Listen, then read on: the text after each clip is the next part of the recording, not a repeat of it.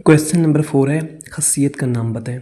सबसे पहले इसकी जो जुज़ नंबर 1 है, ये हमारे पास क्या है, a+4+b। अब इसमें ना मतलब है तीन, हमारे पास दो वेरिएबल यूज़ हो रहे हैं ए बी, और हमारे पास जो 4 है ये कांस्टेंट यूज़ हो रहा है। तो तीन चीज़ें यूज़ हो रही हैं। जब भी हमारे पास तीन चीज़ें यूज़ हो रही होंगी तो उसका नाम क्या होगा, खसियत तलाज़म। अब ये हमारे पास क्या है, खसियत तलाज़म।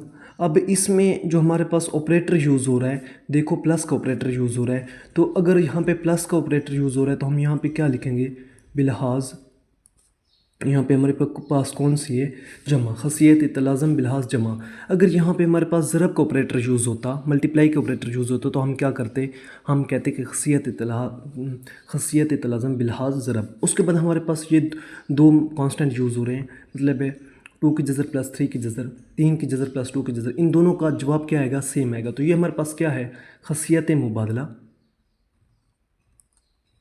खसियत मुबादला। और अब यहाँ पे हमारे पास कौन सा ऑपरेटर यूज़ हो रहा है, सिंबल यूज़ हो रहा है प्लस का। तो खसियत मुबादला हमारे पास क्या है, बिलहाज जमा। अब यहाँ पे हमारे पास क्या है, एक्स जमा माइनस एक्स। जब भी हमारे पास कोई ऐसी आइडेंटिटी यूज़ हो रही हो जिसमें +5 या -5 इज़ इक्वल टू 0 हो, तो ये हमारे पास क्या होती है, ये हमारे पास क्या होती है, जमी ज़ाती उनसर। मतलब है ऐसी आइडेंटिटी जिसका जवाब 0 हो रहा हो तो वो हमारे पास क्या होती है, जमी ज़ाती उनसर। अब इसके में हमारे पास तीन वेरिएबल यूज़ हो रहे हैं, ए ब्रैकेट बी प्लस सी। किस चीज़ के इक्वल है, ए बी प्लस ए सी। अब ये हमारे पास कौन सी है, अब ये हमारे पास खसियत तकसीमी है बिलहाज जमा।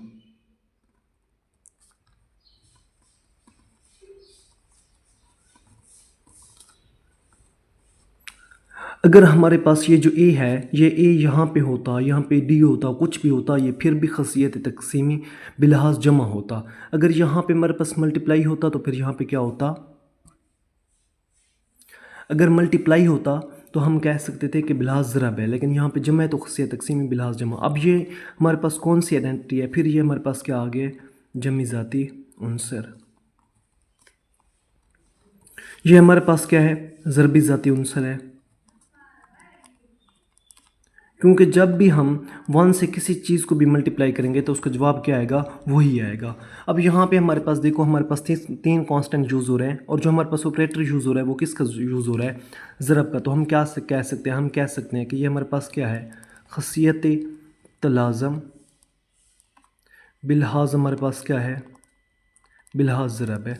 अब यहाँ हमारे पास क्या है, ए बी बी ए। अब ये हमारे पास क्या है, इसमें दो वेरिएबल यूज़ हो रहे हैं, तो ये हमारे पास क्या है, खसियत मुबादला।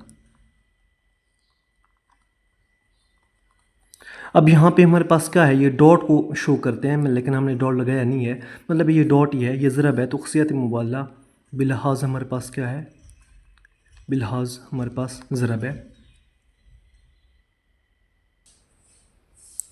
क्वेश्चन नंबर 5 है, खसियत का नाम बताएं। तो ये हमारे पास क्या है, यहाँ पे -3 लेस देन है -1 से, इक्वल टू 0 लेस देन है 2 से। तो ये हमारे पास क्या है, ये हमारे पास जमी खसियत है।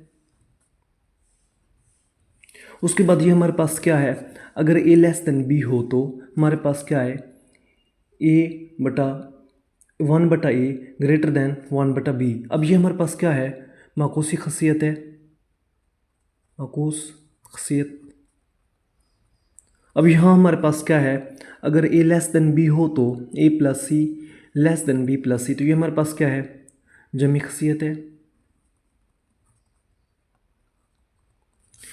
उसके बाद हमारे पास क्या है, ए सी लेस देन है बी सी। अब यहाँ पे देखो ए सी आपस में क्या हो रहे हैं, आपस में ज़रब हो रहे हैं, ठीक है, बी सी। तो ये हमारे पास क्या है, यहाँ पे आप लिख सकते हैं, ये हमारे पास क्या है, ज़रबी खसियत है। उसके बाद हमारे पास क्या है, ए सी लेस देन बी सी, फिर भी हमारे पास ये भी जुज़ कौन सी है, ज़रबी खसियत है। उसके बाद जुज़ नंबर हमारे पास 6 है। अब यहाँ पे देखो, ए बड़ा है बी, मतलब है ए बड़ा है बी से, या ए बराबर है बी के, या ए लेस देन है बी के। अब यहाँ पे दो वेरिएबल हैं और उनमें कितनी कंडीशंस हैं, तीन कंडीशन है। जब भी हमारे पास कोई तीन चीज़ें थी, ये अब हमारे पास क्या है, सलासी खसियत है। उसके बाद क्वेश्चन नंबर हमारे पास 6 है। क्वेश्चन नंबर 6 हमारे पास क्या है, दो नातिक अदाद मालूम करें। अब ये हमारे पास दो अदद है, इनके दरमियान हमने क्या मालूम करना है, नातिक अदाद मालूम करना है। तो हम कैसे मालूम करेंगे, सोल्यूशन में 1+4 1/4 प्लस 1/3 तकसीम हम क्या कर देंगे, 2 कर देंगे। अब ये हमारे पास क्या होगा, अगर देखो 3 और 4 का हमारे पास एलसीएम क्या आएगा, 3 और 4 का एलसीएम क्या आएगा, 12 आएगा, 12 लेंगे। अब 4 वाला पहाड़ा मतलब 12 पे कितनी बार जाता है, 3 बार। 3 जब 1 से मल्टीप्लाई होगा तो यहाँ पे क्या आएगा, 3। यहाँ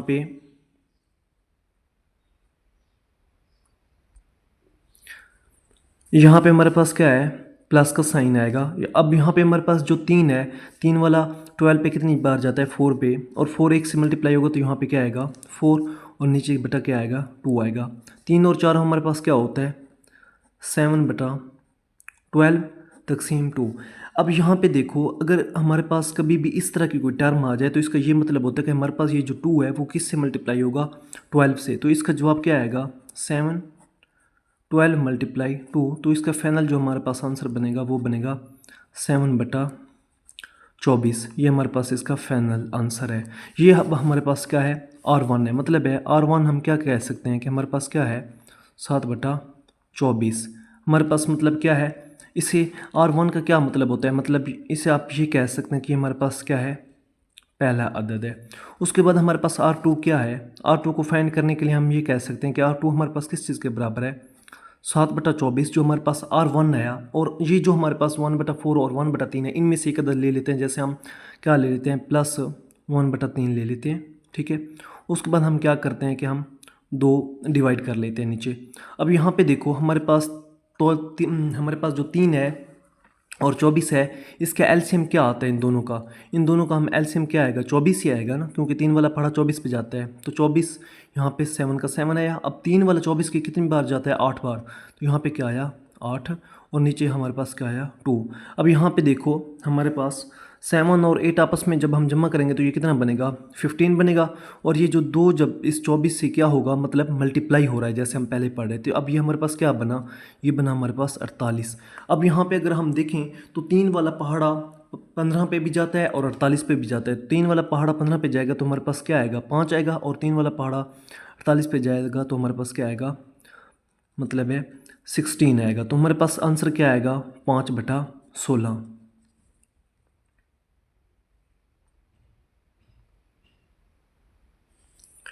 अब ये जो हमारे पास 5/16 है, ये हमारे पास क्या है, ये हमारे पास R2 है। ये हमारे पास क्या है, R2। अब हमारे पास दो मतलब आ चुके हैं। पहला अदद हमारे पास ये है, दूसरा अदद हमारे पास ये है। अब हमारे पास जूज नंबर 2 है, तो इसका सोल्यूशन हमारे पास क्या बनेगा, 4 + 3/2। तो ये हमारे पास क्या बनेगा, 7/2। ये हमारे पास क्या है। अब R1 जो हमारे पास पहला नातिक अदद है, मतलब है लिख सकते हैं आप पहला नातिक अदद, वो हमारे पास क्या बन रहा है, 7/2। यहाँ पे आप क्या कर सकते हैं, मतलब है ये लगा सकते हैं, इसे R1 का नाम दे सकते हैं। अब दूसरा हमारे पास अदद क्या होगा, दूसरा अदद जिसे हम R2 का नाम देते हैं वो क्या होगा, हमारे पास यही जो पहला अदद आ चुका है, 7/2। अब हम क्या कर लेते हैं, मतलब है प्लस क्या कर लेते हैं, 3 कर लेते हैं, बटा फिर क्या लगा देते हैं, 2। डिवाइड हमने करना है। तो अब हमारे पास ये क्या बनेगा, हमारे पास मतलब है हमारे पास एलसीएम कितना आएगा, एलसीएम हमारे पास आएगा 2, ठीक है।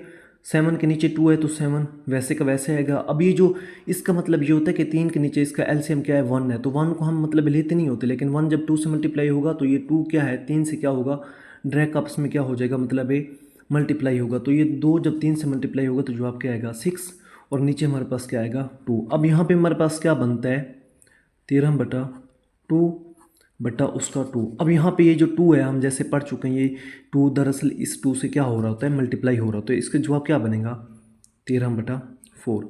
अब ये हमारे पास क्या है, R2 है। अब देखो हमारे पास ये पहला नातिक अदद आ चुका है, ये हमारे पास क्या है, दूसरा नातिक अदद आ चुका है। अब हमारे पास लास्ट यूज़ है क्वेश्चन नंबर 6 के।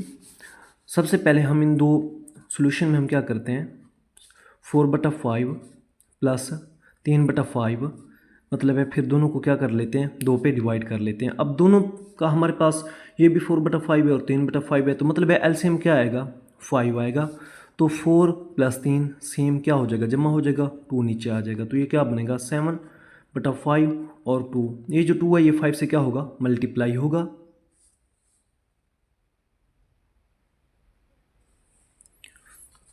तो ये हमारे पास क्या आएगा 7/10। अब हमारे पास जो 7/10 है, R1 हमारे पास क्या आ गया है 7/10, मतलब ये हमारे पास क्या है पहला अदद है। अब हमारे पास दूसरा अदद क्या होगा